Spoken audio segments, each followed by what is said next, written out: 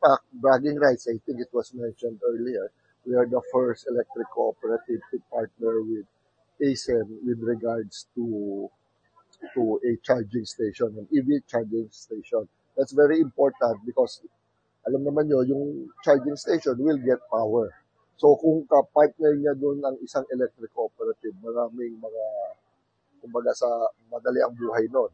Both for them, for ASEM, and also for the electric cooperative. Because we earn also from this partnership, no?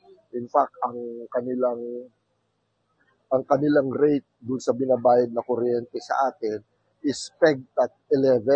Alam naman nyo, dito sa Ilocos Norte, mababa ang rate natin. So, doon pa lang, may tubo na si INEC, malaking ganansya na yan.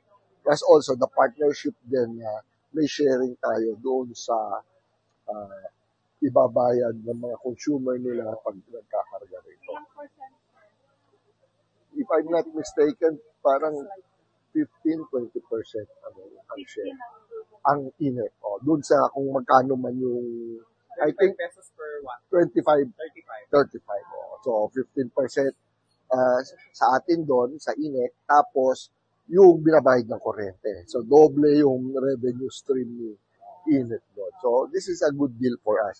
Ang binigay lang naman natin, actually, kinontribute natin yung kapirasong lupa at saka yung transformers. Yung transformers na yan, maraming pwedeng gumamit naman yan. The others here can also use that.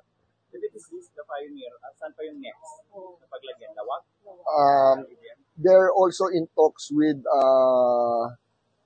yung ating transport hub. Pag nagawa yun, maglalagay sila.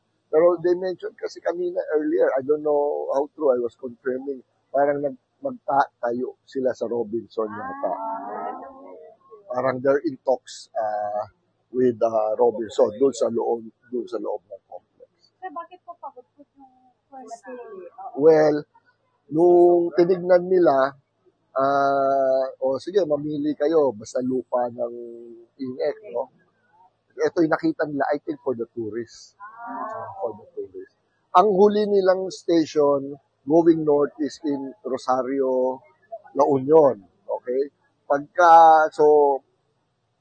Kakarga ka doon, pagka gustong pumunta pa further north, medyo alanganin na yung mga EV. So, this really helps them. At least, kunwari mo, papunta silang Cagayan, di ba, yung loop na yon, kakarga sila rito. Or yung mga taga-Cagayan naman, papunta silang Manila, south, they can come here. Sir, ano na ang update